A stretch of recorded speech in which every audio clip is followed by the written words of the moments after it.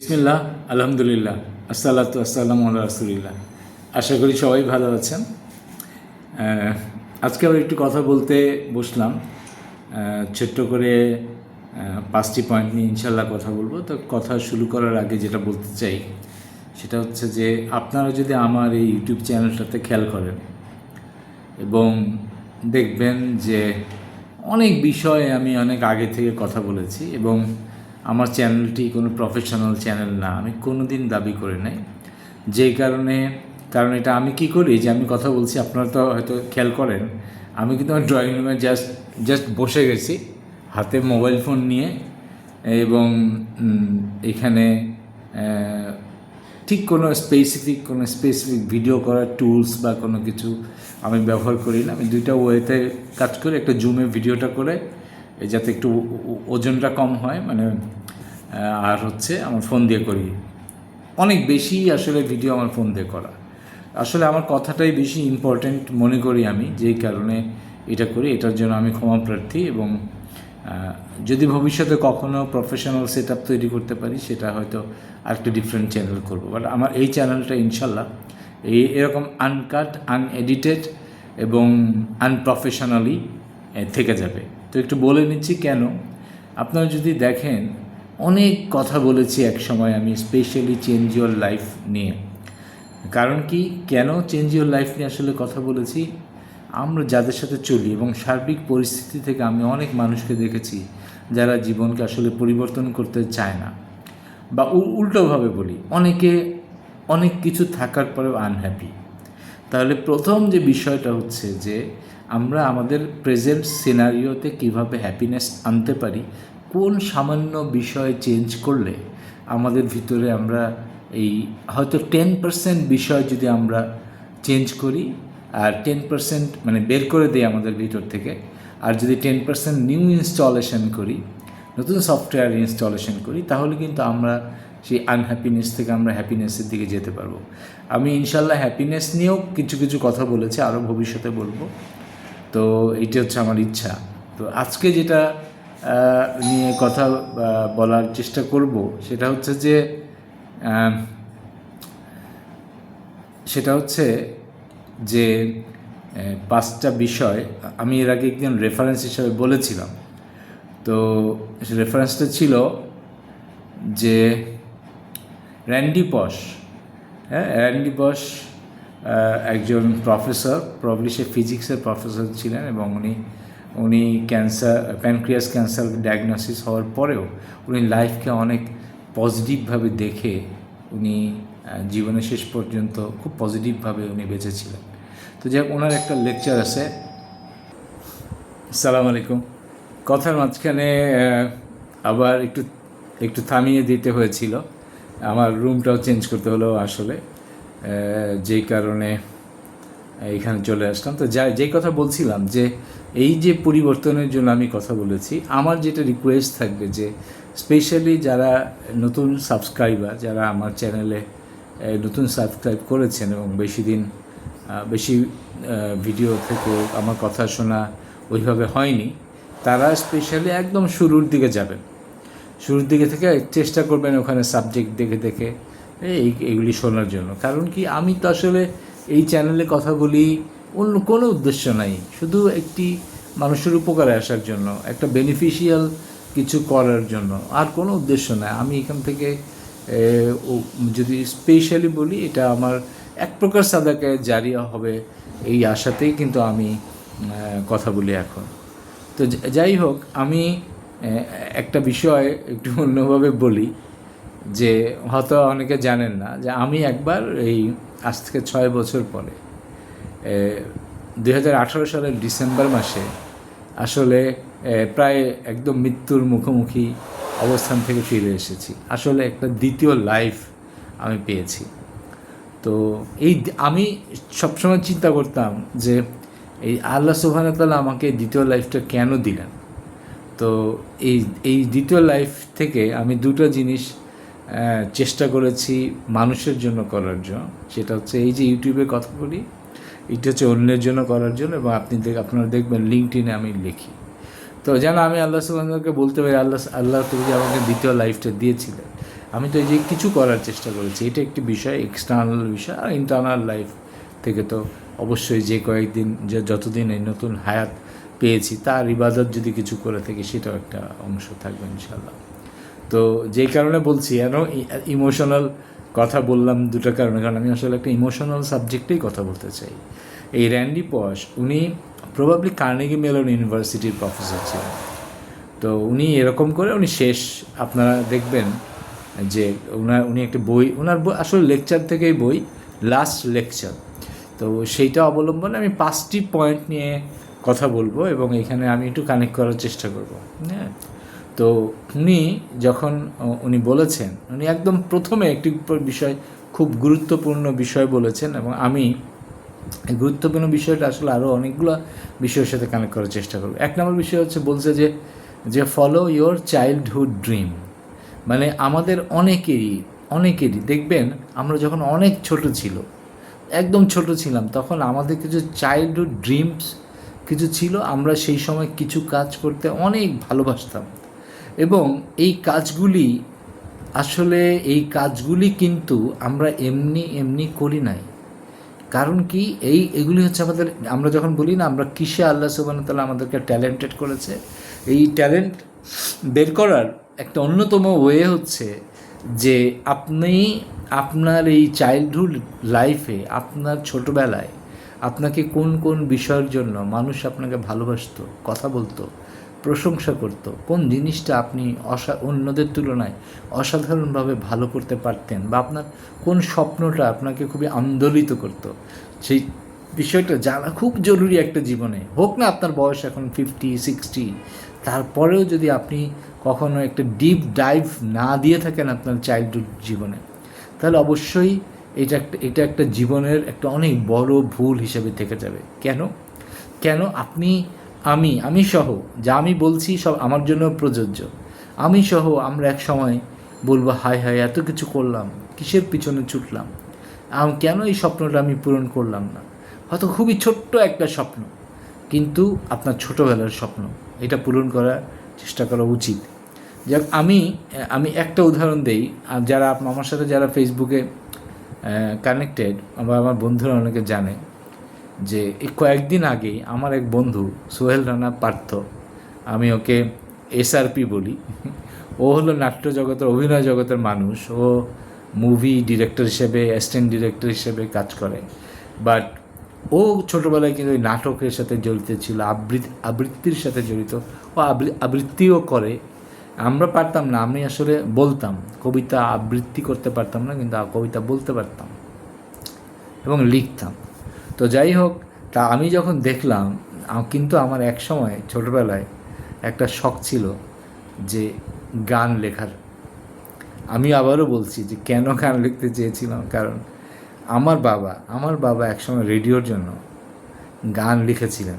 ওনার গান গায়নি হয়তো বা, কিন্তু উনি চেষ্টা করেছিলেন গান লেখার জন্য। আমি বাবাকে দেখে আমার খুব মনে হতো যে আমি গান লিখবো এক সময়। তো যাই হোক, আমরা একসময় অনেক কবিতা লিখেছি এবং ডায়েরির পর ডায়েরি ভরে কবিতা লিখেছি, হারিয়েও গেছে। আর কবিতা নিয়ে অনেক গল্প, সেটা বলতে নিশ্চয়ই বসি নাই।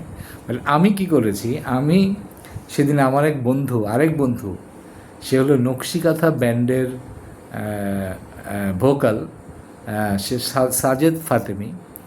তো ওকে আমি একটা লিরিক্স দিয়েছিলাম যে দোস্ত এটা একটা গান বানা। তার আগে আমার আরেক বন্ধু, সেও গান করে, সমু খন্দকার, তাকে একটা লিরিক্স দিয়েছিলাম, একটা গান বানা। নিজের লেখা গান একটু শুনতে খুব মন চাইছিল আসলে। তো যাই হোক, অনেক আগে, আমি যখন 97-8 সলিমুল্লাহ রোডে থাকি, আমার বাসার পাশে একটা ছেলে থাকতো, তার নিকনেম বাবু, 4/A সলিমুল্লাহ রোডে থাকতাম, তার পাশে উনি গান গাইতো। তো তাকে প্রথম আমি আমার একটা লিরিক্স দেই। তো সে পূর্ণাঙ্গ একটি গানে পরিণত করে, গান রেকর্ড করে আমাকে দিয়েছিল, কিন্তু সেই 97-98 সালের দিকে ওটা আমি হারিয়ে ফেলেছি আসলে। তারপর ওইটা তো আমি আর কিছু জানি না। যাই হোক, তো পরবর্তীতে যেটা করলাম, যে আমি যেই জন্য গল্পটা করছি, যে আমি তো গান লেখা, কবিতা লেখা এগুলি ছেড়ে দিয়েছি। একটা পর্যায়ে আমি যখন ইসলামিক দিক থেকে ইসলামের দিকে একটু ফেরত আসলাম, তখন মনে করলাম যে না, আসলে এই স্বপ্নটা বিসর্জন দিয়ে দিই, এটা দরকার নাই।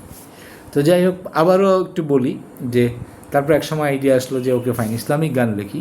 কিন্তু আসলে ন্যাচারালি যদি বলি, আমার ভিতরে ইসলামিক গানটা ন্যাচারালি এখনও আসা শুরু হয় নাই।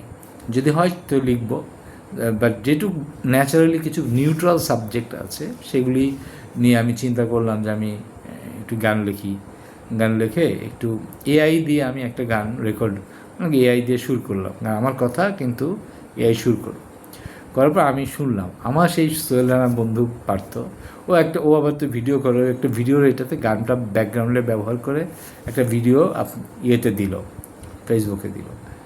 আমি যেই কারণে একটা অনুভূতিটা শেয়ার করছি, আমার তখনই এক্স্যাক্টলি মনে পড়ে গেল যে এই র্যান্ডি পশ তার লেকচারে তার চাইল্ডহুড ড্রিম, তখনকার উনি যখন ছোট ছিলেন তখনকার একটা কার্টুন বা টেলিভিশন সিরিজের নায়কের সাথে উনি দেখা করবেন। যেমন আমরা আমরা আমরা যখন ছোট ছিলাম তখন ম্যাকগাইভার একটা সিরিজ হতো।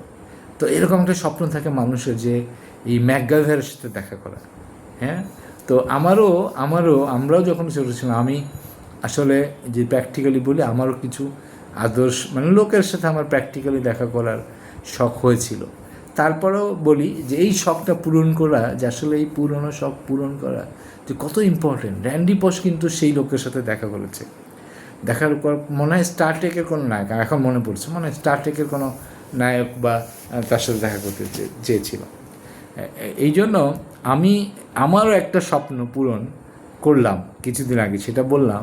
ওই যে তাহলে বন্ধু বলে কিছু নাই গানটা আমি এআই দিয়ে শুরু করে আমি ওটাকে সোহেল রানাকে দেওয়া, তো ও পোস্ট করেছে, আমার ইয়েতে আছে। আমার আরও অনেক রকম গান আছে, আমি আমি একটা দুইটা হয়তো আমি আবারও বানাবো, কিন্তু চেষ্টা করব মিউজিক, ব্যাকগ্রাউন্ড মিউজিক ছাড়া শুধু কথার উপর ভিত্তি করে হয়তো আমি বানানোর চেষ্টা করব। তাহলে পয়েন্ট 1 নিয়ে এত কথা বললাম, আর 4টা পয়েন্ট নিয়ে কথা বলবো ইনশাল্লাহ। যে র্যান্ডি পশের সেই লাস্ট লেকচার থেকে যদি শিক্ষার বিষয় থাকে, তাহলে আর 4টা পয়েন্ট নিয়ে আমি কথা বলবো। কথা বলে আমি চেষ্টা করব যে ওনার লেকচারটা তো যেন আমার এই কথা থেকেও যেন ওনার লেকচারটা কাভার হয়ে যায়। তারপরেও হয়তো কিছু আমি অ্যাডিশনাল বলার চেষ্টা করব, যে ওনার ইয়ের থেকে কিছু অ্যাডিশনাল বলার চেষ্টা করবো, বাট যদি নাও পারি সমস্যা নাই। সো এই সেকেন্ড যে পয়েন্ট আমরা কথা বলতে চাই সেটা হচ্ছে যে লাইফের সবচেয়ে ইম্পর্টেন্ট বিষয় উনি বলেছে যে ওভারকামিং অবস্ট্যাকলস। একটা জীবনে যত বাধা আসে, এই বাধাগুলি একটা বাধা, এটা ব্রেকিং দ্য ব্যারিয়ার্স, বা এটাকে কী বলতে পারি, দেয়াল ভাঙার গল্প বলতে পারি। তো এই যে অবস্ট্যাকলটাকে ওভারকাম করার লাইফে একটা আলাদা অন্যরকম একটা ফুলফিলমেন্ট দেয়। তো এরকম আমাদের জীবনে, আমি কেন বলছি যে আমাদের জীবনে প্র্যাকটিক্যালি বলি, আমি এগুলি সব বলতে চাই না, বাট একটা অদ্ভুত একটা বিষয় আছে, এটা অনেকে জানে। আমি জাহাঙ্গীরনগর ইউনিভার্সিটি যখন ফার্স্ট ব্যাচ বিবিএ চালু হয়, আমি কিন্তু চান্স পাওয়ার পরেও আমি ভর্তি হতে পারিনি। এক অদ্ভুত ঘটনা। হ্যাঁ, আমি যখন ভর্তি হতে যাই, আমার যখন নামটা ডাকে, আমি যখন যাই, আমার ফাইলটা খুলে দেখি ভিতরে আমার 2 মার্কশিট নাই, ফাইল খালি। তো যাই হোক, এরপরে ওনারা অনেক তাড়াহুড়া করেছেন এবং আমাকে কোনো চান্স দেয় নাই, সময় দেয় নাই, পরের জনকে ভর্তি নিয়েছিলেন। যাই হোক, 1 মাস পরে আবার জাহাঙ্গীরনগর ইউনিভার্সিটির ক্যাম্পাসেই আমার ওই 2টো মার্কশিট পরে পাওয়া যায়। এটা অদ্ভুত বিষয়। ইনশাআল্লাহ আল্লাহ যা করেন অবশ্যই ভালোর জন্য করেন, সেইটা এখানে মূল বিষয় না। বিষয়টা হচ্ছে যে আপনাকে জীবনে এরকম বাধা আসবে, আপনাকে ব্রেক করতে হবে।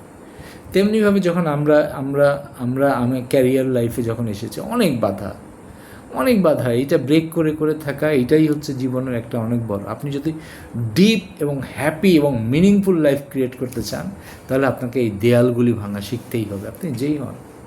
এবং এইটা একটা অনেক বড়, এটাকে বলে গ্রিট। আজকালকার আপনি অ্যাঞ্জেলা গার্ডেনারের একটি বই আছে গ্রিট। যদি উনি এরকমভাবে যদি বলে যে what one single quality can make someone outstanding, বা এটাকে বলে outlier. The quality of grit, এই গ্রিট থাকাটাই হচ্ছে আপনার সেই কোয়ালিটি। এবং এই গ্রিট ডেভেলপ যারা করেছে প্রত্যেকে জীবনে অনেক কষ্ট করেছে, অনেক সাফার করেছে। এবং আরেকটি পার্সপেক্টিভ এখানে অ্যাড করি গ্রিট থেকে, আল্লাহ সুবহানাহু ওয়া তাআলা আমাদেরকে পরীক্ষা করেন। ধরেন আমরা আল্লাহ সুবহানাহু ওয়া তাআলা আপনাকে যেই র্যাঙ্কে নিতে চান, কিন্তু আপনি আসলে ওর র্যাঙ্কের অনেক নিচে, তাহলে কী করেন আল্লাহ সুবহানাহু ওয়া তাআলা আপনাকে অনেক পরীক্ষার ভেতর দিয়ে নিয়ে আপনাকে আল্লাহ সুবহানাহু ওয়া তাআলা যেই র্যাঙ্কে ইচ্ছা করেছেন আপনাকে নেওয়ার জন্য, সেই র্যাঙ্ক পর্যন্ত আল্লাহ সুবহানাহু ওয়া তাআলা আপনাকে নিয়ে যান।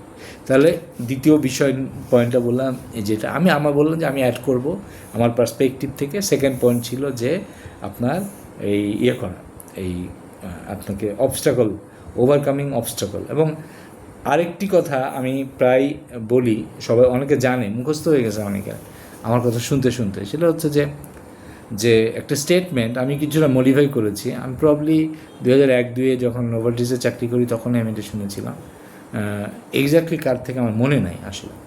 তারপর আবারও রিপিট করে আমি এখন একটু মডিফাই করেছি, বলেছে যে how far you will go in your life, it will depend on 2 things and only 2 things, the books you read and the people you meet. এটা আমি এইটা নিয়েও একটা ভিডিওতে কথা বলেছি, কোটেশনের আমার প্রথম দিকে কিছু পছন্দের কোটেশন বলে এটা। বাট এইখানে একটা পার্সপেক্টিভ যোগ করি, সেটা হচ্ছে যে এতদিন তো বলেছি how far you will go in your life এটা নিয়ে, আর এখন যেটা বলি how higher you will rise in your life. একটা হচ্ছে আপনি দূরেও যাবেন এবং হায়ার উঠবেন কত উপরে, it will depend on how many barriers you have broke or how many obstacles you have overcome, অথবা কি বলে এটাকে, how many কি বলে hardship you have faced in your life. এই তার উপর ডিপেন্ড করবে আপনি আসলে কত উপরে উঠবেন জীবনে ইনশাল্লাহ। তাহলে এইটা এই পয়েন্টে এখানে থাকি। ফলোইডিম বলেছি, 2 নাম্বার হচ্ছে ওভারকামিং অবস্টাকল, আর 3 নাম্বার যেটি এখানে ইম্পর্ট্যান্ট সেটা হচ্ছে enabling the dream of others. খালি নিজের স্বপ্ন নিয়ে থাকলে চলবে? তো অন্যের স্বপ্ন যেন আপনি পূরণে হেল্প করতে পারেন, এনাবল করতে পারেন, তাকে কোনোভাবে হেল্প করতে পারেন, এবং যেটা দিয়ে আপনার হেল্প করা সম্ভব সেটা দিয়েই করবেন। আমি কথা দিয়ে মানুষকে হেল্প করার চেষ্টা করি যেন অন্যরা তার ড্রিম অ্যাচিভ করতে পারে। আমি যেই কারণে আমার যে স্পিচ, আমার যে একটা প্রোগ্রাম আছে জানেন, আমি ইউনিভার্সিটি বিভিন্ন জায়গায় কথা বলি। কিছুদিন আগে কাজী নজরুল ইন্টারন্যাশনাল ইউনিভার্সিটিতে কথা বলেছি যে compass, how to achieve your dream. আমি এটা কেন করেছি? আমি এগুলি সব শুরু করেছি আসলে র্যান্ডি বসের এটার পর থেকে, যে এই র্যান্ডি বসের এই লেকচার এবং এটা শোনার পর থেকে। তাহলে আমি মনে করি র্যান্ডি বসের উনি এক্স্যাক্টলি মনে করতে পারছি না কবে মারা গেছেন, বাট আমি যখন এই ট্রেনিং স্পিকার ক্যারিয়ার শুরু করি একদম প্রথম দিকেই ওনার লাস্ট লেকচারটা দেখার আমার সৌভাগ্য হয়েছিল। যাই হোক, তো এই জন্য অন্যের ড্রিম এনাবল করা। আপনিও চাইলে আসলে ধরেন আপনি একজন কলিগ হিসাবেও কিন্তু আপনি আপনার আরেক কলিগের ড্রিম এনাবল করতে পারেন। আপনি একজন বস হিসাবে আপনার টিম জুনিয়রদের ড্রিম এনাবল করতে পারেন। আপনি বন্ধু হিসাবে আপনার বন্ধুর ড্রিম এনাবল করতে পারেন। আপনি একজন এমপ্লয়ার হিসাবে কিছু ট্যালেন্টেড পিপল যারা অনেক বড় কিছু করতে চায়, এক্সেপশনাল কিছু করতে চায় তাদের লাইফে, সেটাও আপনি চাইলে এনাবল করতে পারেন। আমি তো মাঝে মাঝে আমার মনে হয় যে আমার যদি অনেক টাকা থাকতো তাহলে আমি বাংলাদেশের এন্টারপ্রেনারশিপ মাইন্ডসেট যে ছেলেপেলেরা আছে এদেরকে আমি এনাবল করার জন্য এদেরকে সাপোর্ট করতাম, স্পেশালি ফাইন্যান্সিয়াল সাপোর্ট। আর আমি যে জন্য ফাইন্যান্সিয়াল সাপোর্ট করতে পারি না দেখে তাদের জন্য আমি কিছু কথা বলি। এখন আপনি যদি কোথাও এন্টারপ্রেনার হয়ে থাকেন, আপনার জন্যই আমার কথা। আপনি যদি বড় কিছু করতে যান, আপনার জন্যই আমি এই কথা বলছি, এবং আমার পুরো চ্যানেলে আপনার জন্যই কথা বলি আমি। সুতরাং এইটা একটা বিষয় মনে রাখবে। 3 নাম্বার যে বিষয়টি বললাম।